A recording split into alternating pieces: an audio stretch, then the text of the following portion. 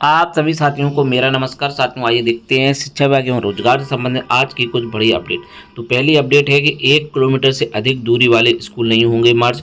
वहीं 50 बच्चों से अधिक नामांकन वाले स्कूल भी नहीं किए जाएंगे मर्ज। जी हाँ, कल की प्रेस कॉन्फ्रेंस में माननीय मंत्री श्री संदीप सिंह जी के द्वारा इस बात को कहा गया है कि 1 किलोमीटर से अधिक दूरी वाले स्कूलों को मर्ज नहीं किया जाएगा और 50 बच्चों से अधिक नामांकन वाले स्कूल भी मर्ज नहीं होंगे। वहीं 69,000 भर्ती को लेकर के भी बात हुई है। बताया गया है कि सुप्रीम कोर्ट का जो आदेश होगा उसका पालन किया जाएगा। वहीं महंगाई भत्ते में 3% की बढ़ोतरी तय हो चुकी है। साथ ही साथ और एसएससी पुलिस भर्ती, शिक्षक भर्ती एवं अन्य महत्वपूर्ण खबरें आज के इस वीडियो में रहने वाली हैं, तो वीडियो को पूरा देखिएगा। सारी इंपोर्टेंट अपडेट आप सभी को यहाँ पर मिल जाएगी। 1 किलोमीटर से अधिक दूरी व 50 से कम छात्रों वाले स्कूलों का ही होगा विलय।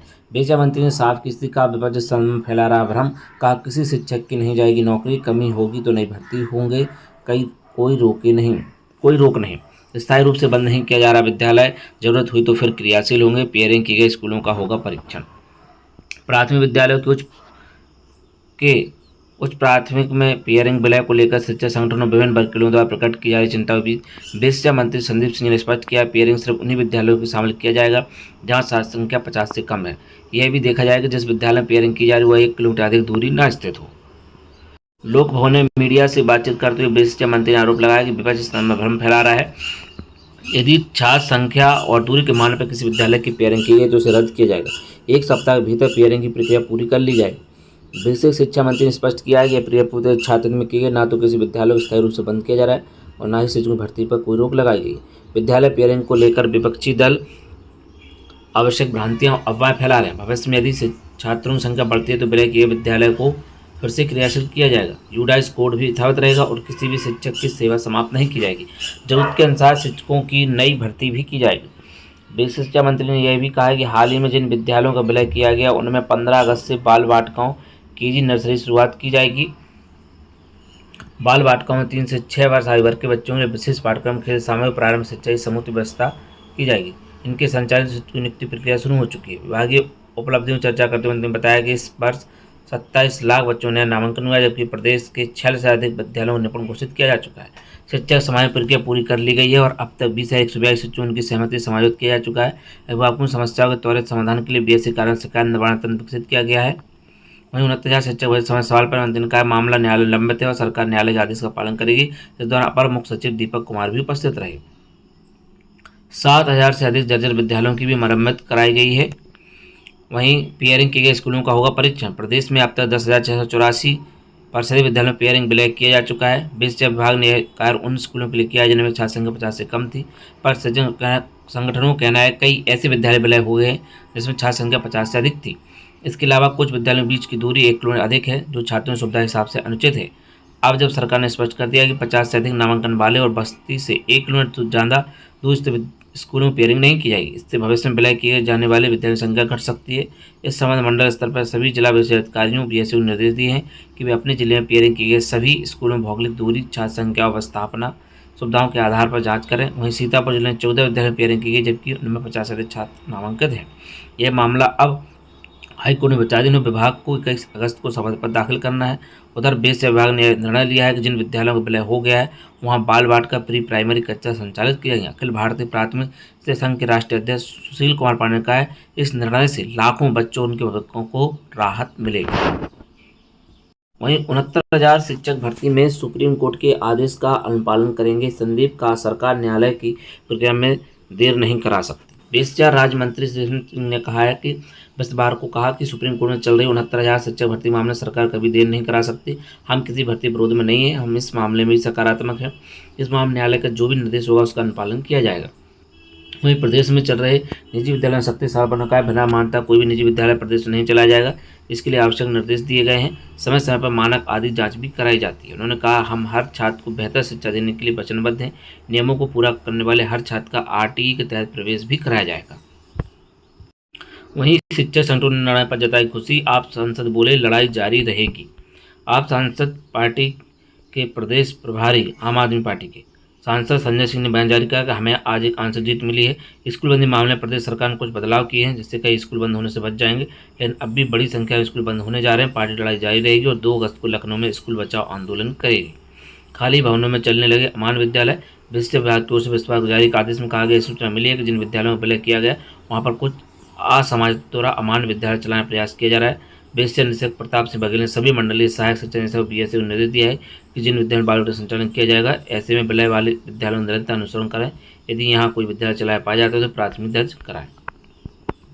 वहीं स्कूलों का स्थायी रूप से विलय नहीं किया संदीप, 50 से अधिक बच्चों वाले स्कूलों में विलय कतई नहीं किया जाएगा।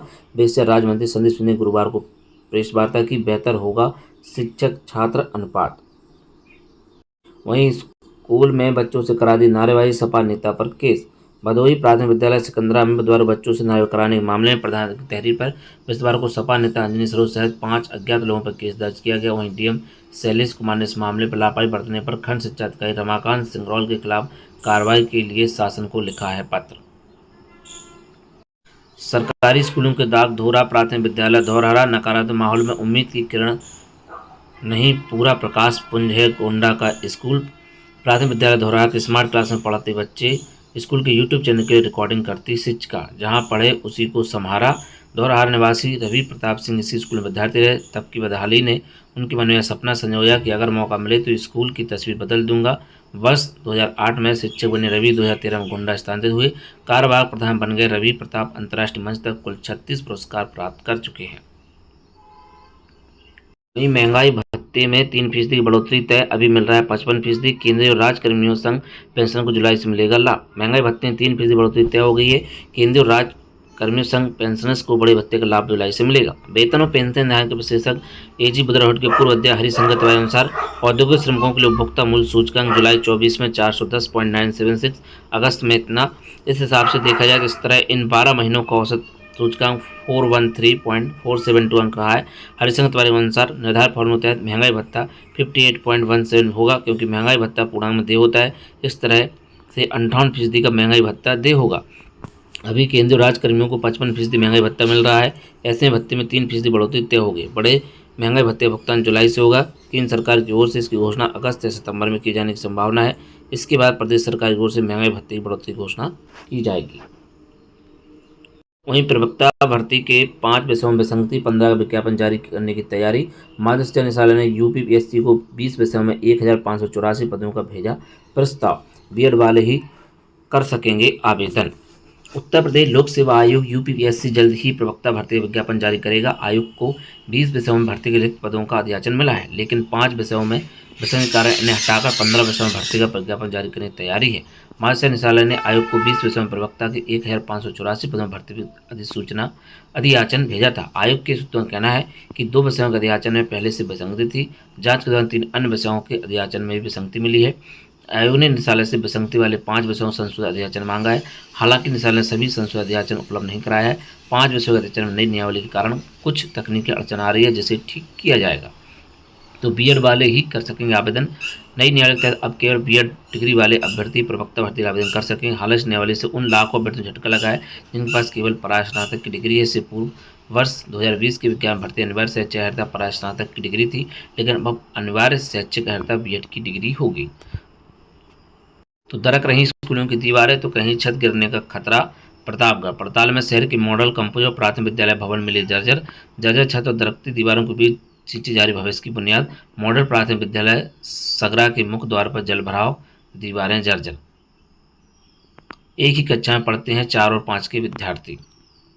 वहीं नहर पार कर 1.5 किलोमीटर दूर स्कूल जा रहे बच्चे, पूरे जमादार विद्यालय का कोट वारमऊ प्राथमिक स्कूल में हुआ विलय। अमेठी में आप देखें तो बहादुरपुर ब्लॉक के पूरे जमादार गांव में संचालित विद्यालय का विलय कोट वारमऊ प्राथमिक कर दिया गया। स्कूल बंद होने से अभिभावकों को चिंता बढ़ गई है। बच्चों को पैदल ही नहर पार कर करीब 1.5 किलोमीटर दूर स्कूल जाना पड़ रहा है। परिषदीय विद्यालय में विलय के निर्णय से बच्चों की पढ़ाई पर असर पड़ रहा है। पूरे जमादार गाँव के बच्चे जब कोट वारमऊ प्राथमिक विद्यालय जाते तो उन्हें दाऊद नगर नहर को पार करना पड़ता है। स्कूल की दूरी ज़्यादा होने के कारण बच्चों की उपस्थिति भी घट गई है।